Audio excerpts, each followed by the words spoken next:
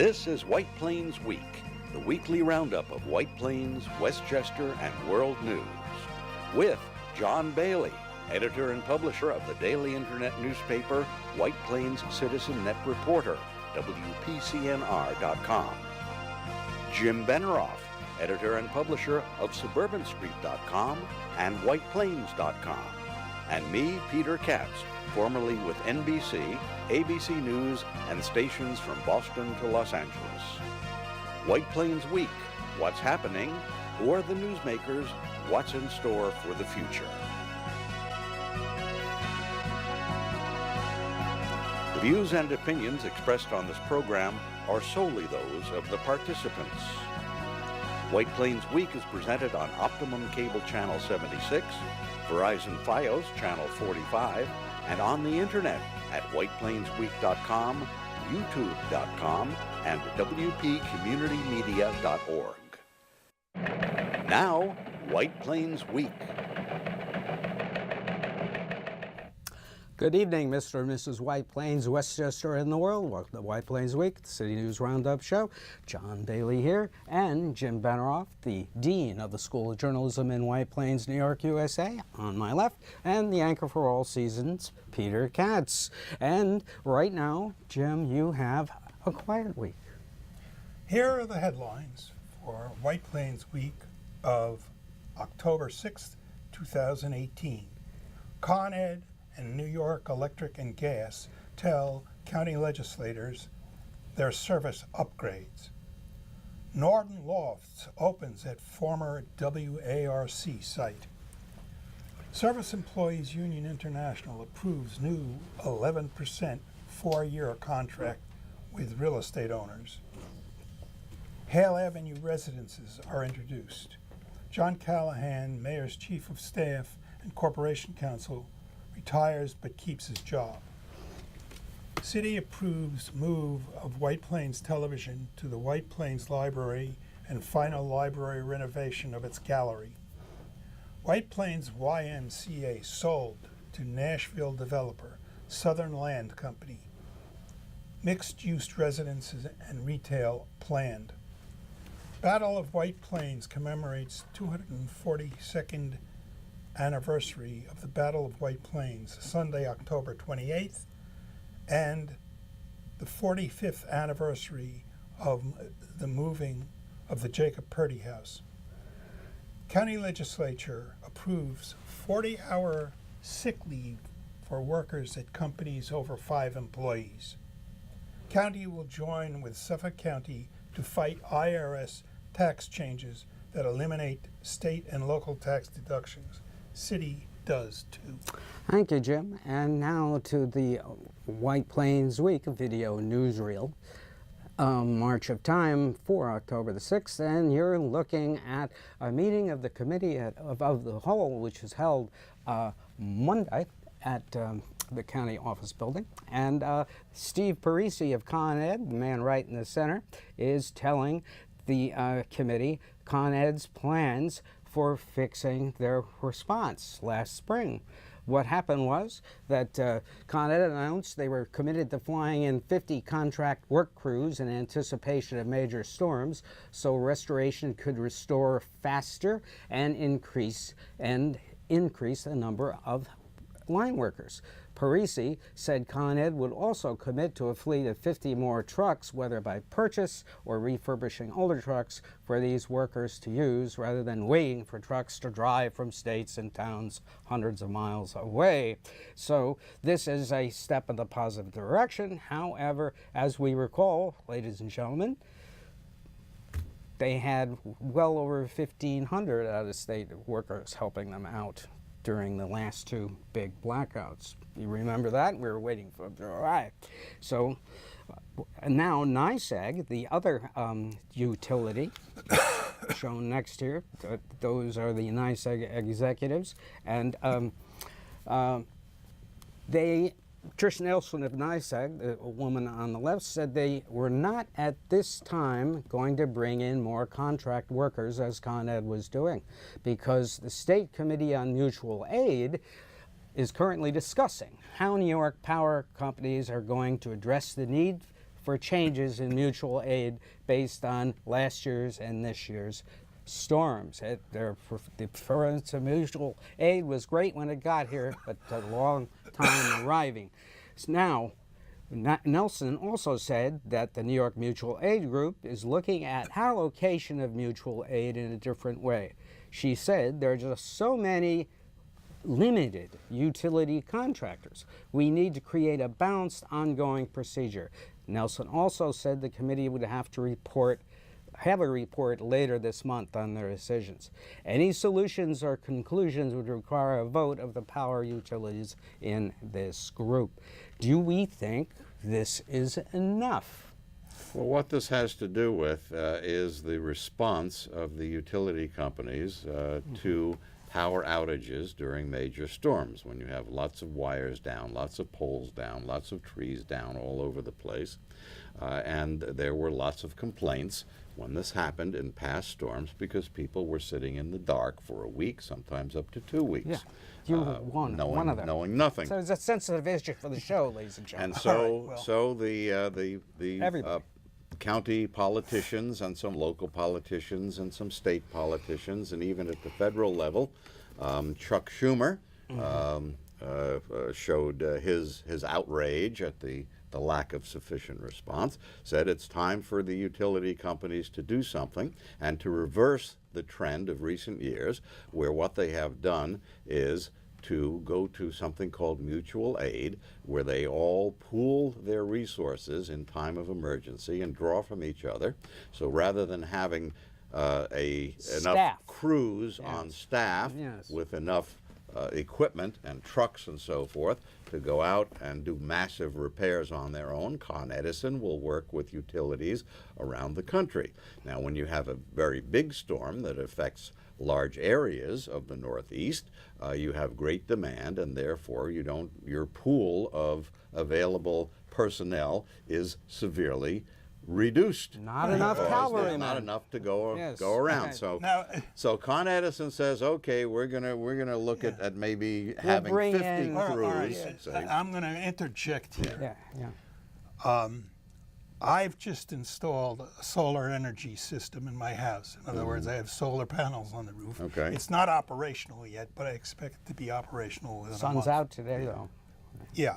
So- And we should really, and I understand that Vermont is the best state for solar energy. They've done a lot of it. But if you had enough people with solar energy, we could reduce utility costs. And as far as I know, and I won't know until there's an actual situation, my house will operate indefinitely without Con Ed power. There are certain items that won't run, but most of the house will. Okay, well, if there are a way to do that for everyone, It's an important piece of technology. who doesn't have the money to do Well, it there's another immediately. thing. Yeah, I'm getting to that. There is a system that you can get into where you could lease your roof for solar power, and they would put up solar panels and they would pay you rent. And I'm telling you that somebody should really look into what's going on in Vermont, and you should see. You know, I've traveled around in foreign countries and I've seen fields with solar panels. Yes, it's No, really something. it also presupposes that you'd be able to install solar panels on every commercial building, on every apartment building. No, you couldn't do that. And on the streets to operate things like It traffic depends. lights. Not all houses can do it. If you have a slate roof, you've got to change the Well, roof. that if you would want help to do some it. people, but the idea of having a utility with a monopoly for distribution like Con Edison is to have universal service, so it's there Yes, for everyone. until it's not there. Yeah, until it's Which not is there. what- So which when the is what storm purpose blows is, yeah. down the trees and the lines and all of that stuff, you have to figure out some way to get them back up and operating. And So to Con mitigate so I'm Con Ed is saying that taking you have it. to do that, but I think there are other things that we can do There are to mitigate there are it. supplemental things that can be done. Yes, Well, absolutely. in fact, Sustainable Westchester and Westchester Power are trying to do exactly that, setting up solar sites around various properties around the members of their consortium. And in fact, they, Dan Welch of them, we repeat, of Westchester Power is on People to Be Heard this week. You can see that program on WPCommunitymedia.org. Now, like the last time that we lost power, I ran an extension cord over to John's house. That worked out very fine. It really did. Yeah, but you see my electric bill. The other things that went wrong that they spoke about was Con Ed blamed the chaos with towns and customers on information on defective software in its robocalls and communications. Con Ed said it would have all this fixed as to who was out of power and who was not and where to go by April of 2019. So fasten your seatbelts for continued They're going to harden up the software. Right. It's about time.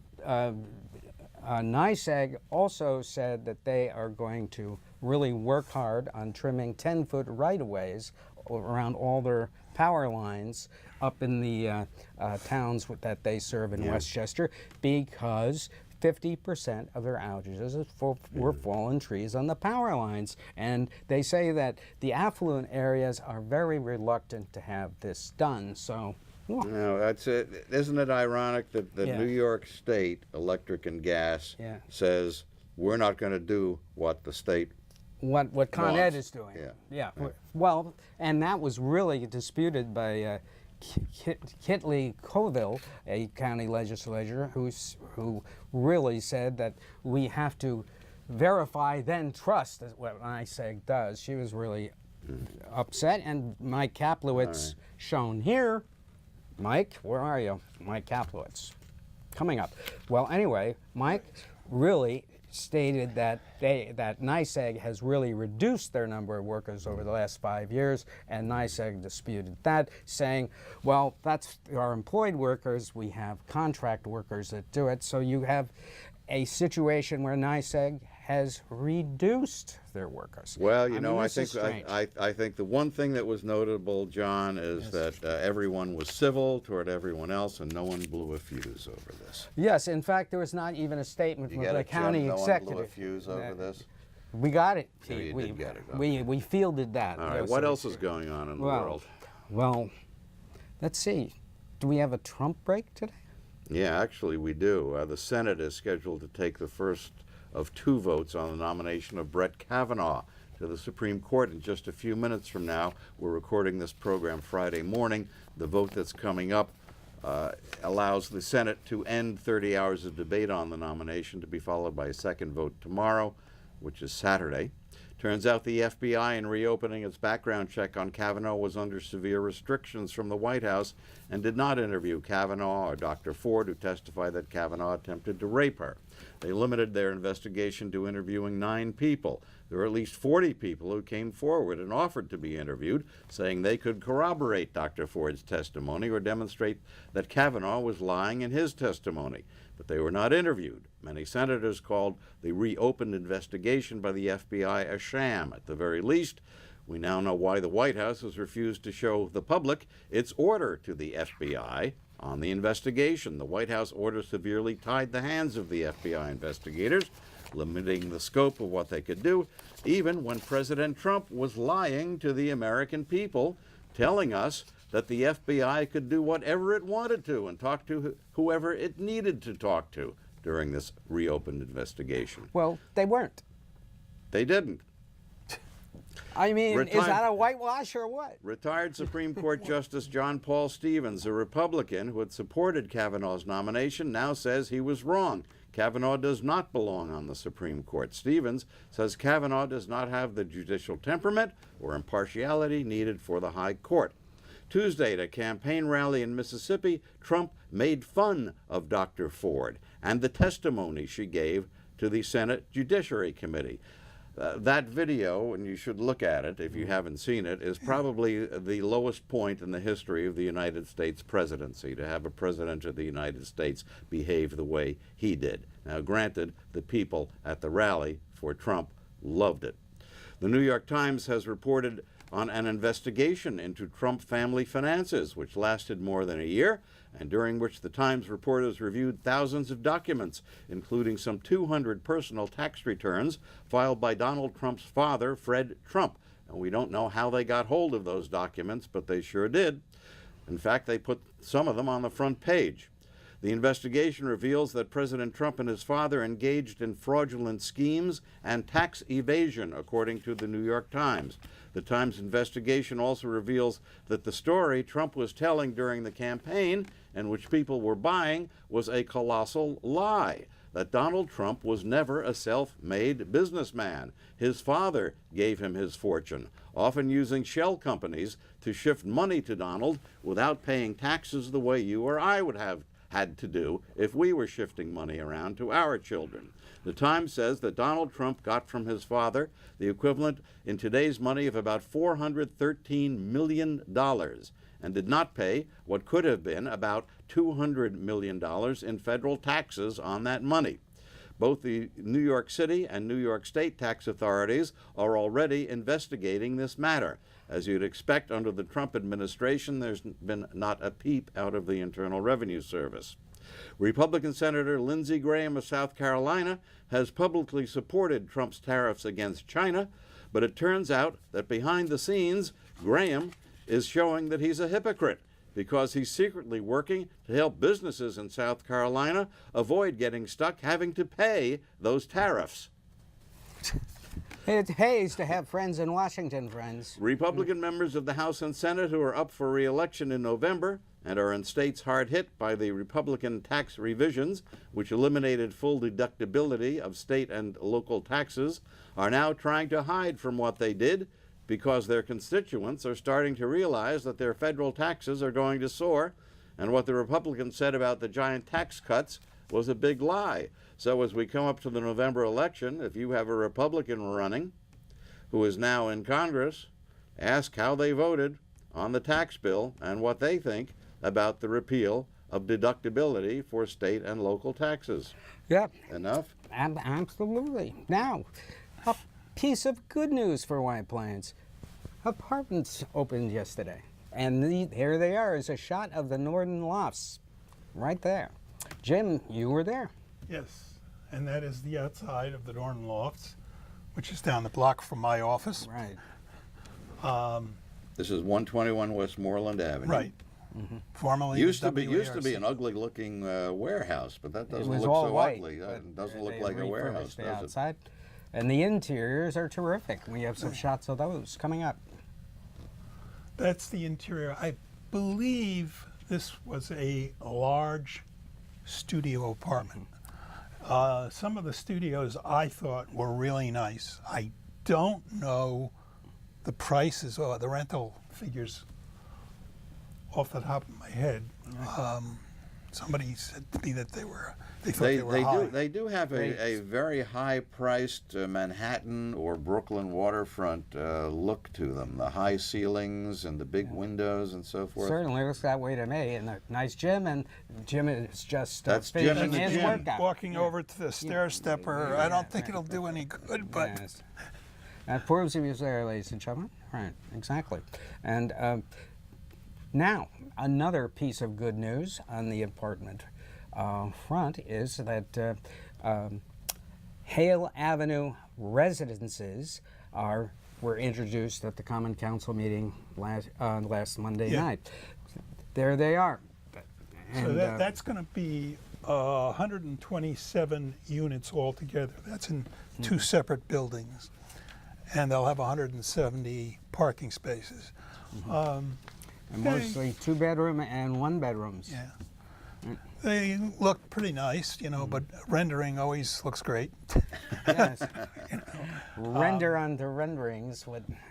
But the developer is Martin Berger. I think it's called Sabre Real Estate or something like that. And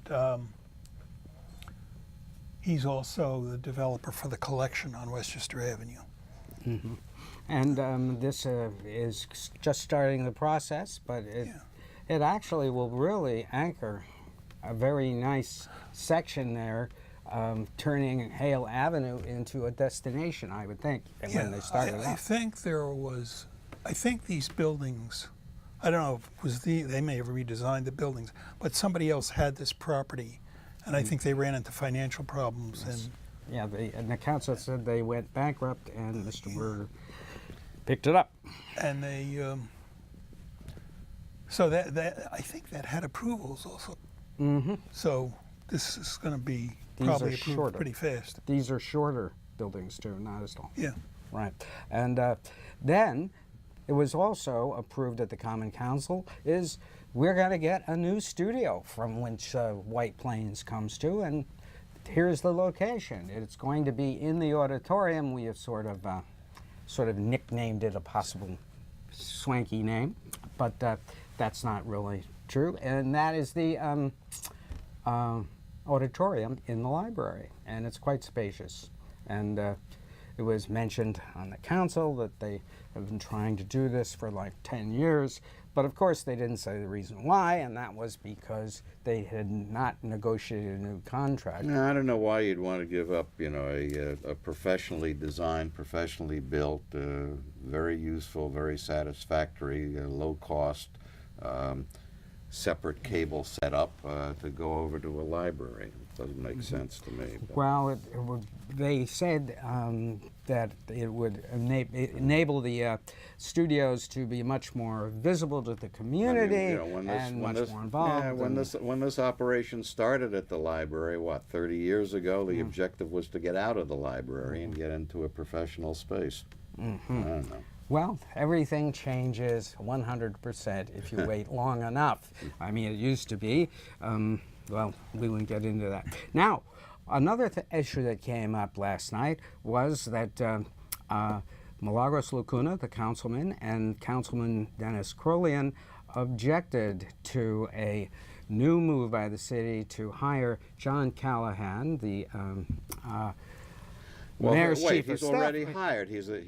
Well, right. you didn't let me finish. The point was they are hiring him as common counsel at his present salary and also allowing him to retire, taking his pension.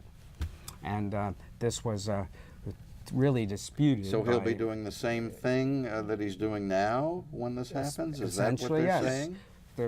They have not indicated they're going Well, to. isn't that called double dipping, where you do the same job, but you're collecting a pension on top of what they pay you to do that Yes, same school job? superintendents do it all the time. They move around, and this is permitted, state to state, and. So Callahan is earning what, 200 something? $212,000 according to the So budget. if he collects a pension of I guess he's been there long enough to collect a 70% pension. If that's the case, it Well, would I think be what? he's been in government for 30 years. Well, okay, so that So you max out at 70%. I think he was Shulman's. Yeah, sure. Yeah. Yeah. I mean, I've known him for a long time. He's extraordinarily capable. Obviously, he wouldn't be doing what he's doing if he didn't know how to do it very well. So he'll be getting what, the 212 plus 70% pension would be this is purely speculative at this time. 147 or so. So not But bad. the city says they will save $40,000 by not having to pay his pension cost because he's retired now. And this is the reason for doing this. And So it was stated by Lacuna and Crolian voted not to do this. That's is that right. And John Martin, the councilman, pointed out that he was doing this because he wanted to protect his pension in case he died. Because if he doesn't take a retirement, but his spouse loses the pension benefits. That's what Martin said. So. Well, but if that's the case, then everyone needs to retire. Well, at least if you work for the government. Yeah. Yeah. Yeah, this is government pension. It's not not right. business pension. Yes, love those government pensions. Now, big news, the city changed its website again, and this is what it's now looking like now. Those are 4 panels from it, and it's basically a... Oh, so it doesn't look like that. It looks like Those are 1, 2, 3, 4 panels. 4 different and it's a scroll images. job. You have to scroll down to see everything that's available on the site. It's a standard format. You mean there's no menu across the top where you can select whatever it is you want to look at? Well, there Whatever is. area? That's it. You scroll down and you see those circles on your right. It's a new website. You should check it out, and it'll probably take you a few months to figure out where everything is again. And by that time, they'll change it again. Well, no, And they this will keep be the changing second it, so time. it's supposed to get simpler, but usually these things get more complicated. It's like the banks telling you to go paperless, And it's and save not money. good. And, It's no, not you good at print out your statements and pay for the paper so that the bank doesn't have to pay for the paper. I mean, or mail Yeah. them to you. That's Yeah, what's fascinating. but if you do everything paperless, then you won't have anything to recycle on Wednesdays. Yes, there is no such thing as paperless. That's just sheer nonsense. That's digital nonsense. Now, since we may not have Judge Kavanaugh to kick around anymore after Saturday, I guess it is, Well, he will now possibly be ready to kick us around. So, in view of this and America and need for moral guidance, let's switch to my favorite Western cowboy, Gene Autry, who years ago created the Cowboy Code. And this is just a terrific piece of work. The cowboy must never shoot first, hit a smaller man, or take unfair advantage. He must never go back on his word or a trust confided in him. He must always tell the truth. He must be gentle with children, the elderly, and animals. He must not advocate or possess racially or religiously intolerant ideas. He must help people in distress. He must be a good worker. He must keep himself clean in thought, speech, action, and personal habits. He must respect women, parents, and his nation's laws. The cowboy is a patriot. Words to think about. You can find this on the website, and it meant a lot to me when I found about it. And many of us who grew up in the 50s, who watched Gene Autry, sort of modeled ourselves after his conduct. And, it's something to think about. That is every bit. I was just told while you were doing the Cowboy Code that the Senate has indeed voted on the first Kavanaugh vote. He did have sufficient votes to move on to the second vote tomorrow. Tomorrow will be the actual vote to confirm his nomination to the Supreme Court. A lot of cheap suits folded. Well, I don't know the exact breakdown on the votes, but there were enough to end the debate on his nomination. Right. Well, we shall see. Another stretch out. Well, right now, we've run out of time. And right now, John Bailey, Jim Benerofe, Peter Katz, good night for White Plains Week. This has been White Plains Week, news and commentary about White Plains, Westchester, and the world. The views and opinions expressed on this program were solely those of the participants. White Plains Week, produced by White Plains Citizen Net Reporter, and presented on Optimum Cable Channel 76 and Verizon Fios Channel 45.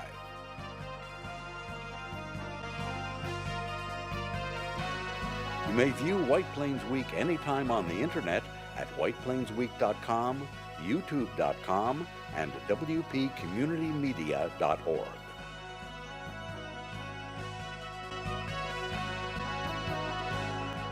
For White Plains Week, this is Peter Katz speaking.